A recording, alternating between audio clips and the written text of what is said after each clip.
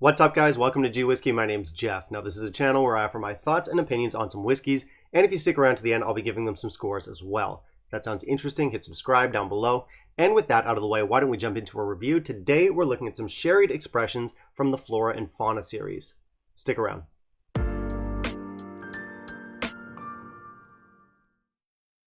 So we're doing something a little bit different today. We are doing a ranking video. This is actually the first time I've ever done a video that's not just like a straightforward review of a single whiskey. As I mentioned earlier, this is the Flora and Fauna series. We've got some sherried expressions from them. If you don't know Flora and Fauna, it's basically a series of whiskeys designed to showcase Diageo's lesser known distilleries. So Flora and Fauna, kind of an interesting series. It seems like they've served as something of a launch pad for things like Clynelish, things like Mortlach, to go off and sort of become their own brand. Now, I'm not sure if it was designed as such, but in some ways, I do feel like they're kind of testing the viability of these distilleries, seeing how the market responds to them, and if it responds well, I don't know, potentially move them on to bigger and better things. But that's just speculation. Anyway, for Flora and Fauna, yeah, I've actually tried a few of these ones, not all certainly, but I recently realized that the ones that I have tried are all bourbon matured whiskeys. They're a very hit or miss, but I'm a sherry guy, and having never tried any of their sherried expressions, I figured it was time. I went out, looked around, and I came back with these three here. So we've got a Blair Athol 12, a Benrinnes 15, and a Dailuaine 16 with us. Blair Athol is a Highland distillery. Benrinnes and Dailuaine are space ciders. And for each of these distilleries, this is the only formally issued bottling from the distillery, but you can find them pretty readily in IBs or independent bottles. Now, with that all said, why don't we jump into a review of these guys, see what they're all about, and in the meantime, if you can kindly leave a like down below, that'd be greatly appreciated. So for specs, we're going to kill 3 birds with 1 stone here. They're the same across the board. All of our ABVs here come in at 43%. I couldn't find any info online, but these are most definitely all chill filtered, and they're all colored, so not ideal.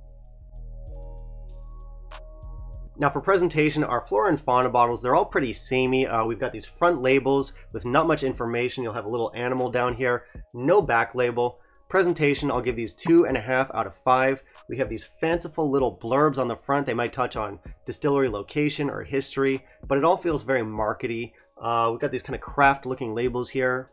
They're fine. For our nose, we're getting sherry notes on red fruits and gentle spices. We have cloves, anise, cinnamon, and dates with leather polish and decaying oak. We have a light arrival with apricot jam, marmalade, cocoa, curdled milk, curdled cream. We have wintergreen chewing tobacco. We've got red beets and an herbal citronella type note.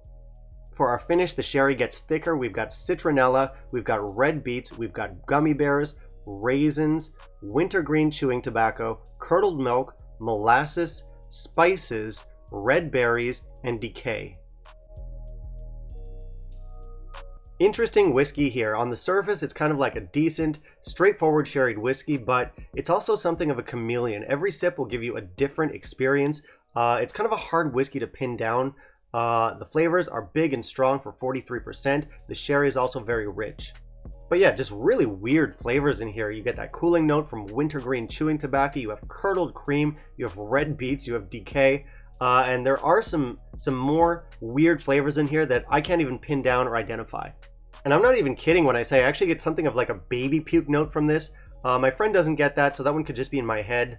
Actually, interestingly, there's a few of those really oddball flavors that I just described that my friends don't really get, so I don't know if that's me. Yeah, let me know down in the comments if you think I'm crazy. Now, don't get me wrong, it's not as weird as I'm making it out to be. You do have some lovely sherry notes in here, some nice spices, nice fruit notes. That's all there, some decent balance as well. But yeah, I'm picking up a lot of weird shit in this. And, you know, usually I seek out these kinds of whiskeys with, you know, lots of character, lots of unique or special kind of notes to them. But this might be where I draw the line. Now, I know curdled cream and decay sound awful, but it's not that bad of a whiskey, but it's not that good either. I just find it too weird to get on board with. But tell you what, that's my take. Maybe you'll get on board with these flavors. I can guarantee you they're not like anything you've had before. On the nose, we've got a gentle, soft, integrated sherry. We've got a clean, appley, orchard fresh series of notes here. So like sweet red delicious apples, apple pastry, apple vinegar. We've got nutmeg, nuts. There's some soft honey, some gentle butterscotch, and some malt. Absolutely beautiful, very complex and engaging nose.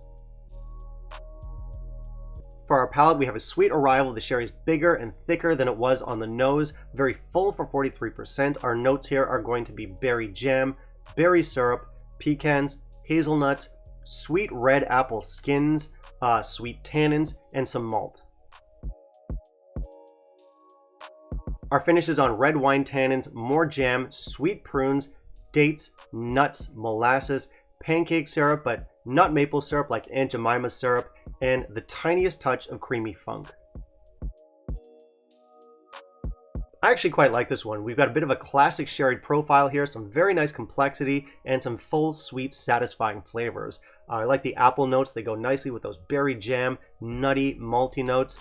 This is actually one of the least challenging Dailuaines I've ever had.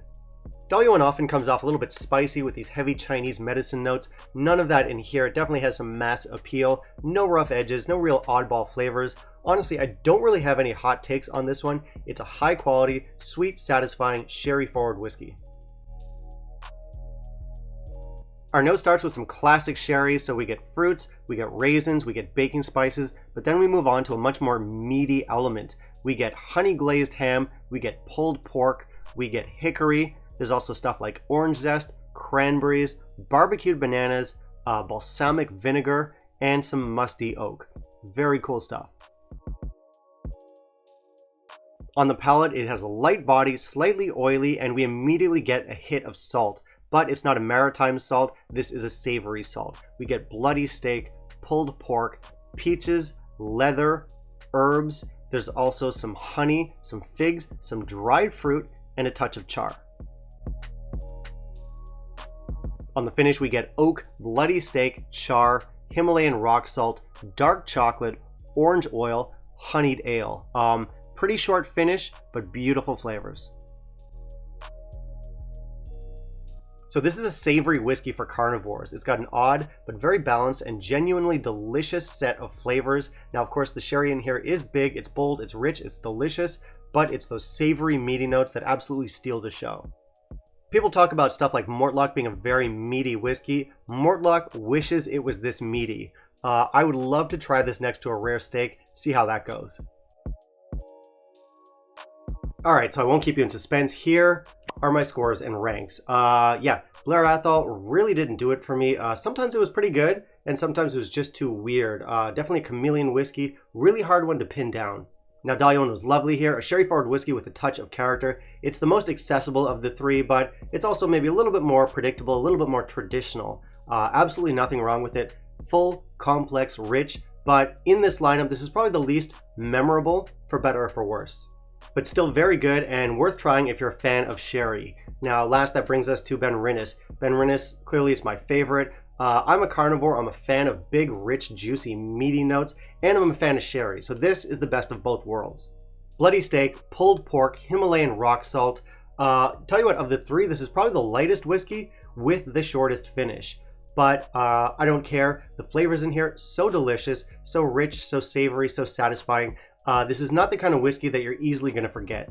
So yeah, personally speaking, I'm going to recommend the Benrinnes first, but that's just me. The kind of things I like might not be the kind of things that you like, and honestly, these three whiskeys hit so different. So for example, if you like strong sort of herbal notes and fermented flavors, go for the Blair Athol. If you like full, complex, rich sherry, go for the Dailuaine. And of course, if you want those meaty, savory elements, go for the Benrinnes. Now, it's super easy to make the mistake of looking at these bottles and thinking, oh, they're all Flora and Fauna bottlings. They must be somewhat similar. Definitely not the case. These represent different distilleries. They have completely different flavor profiles.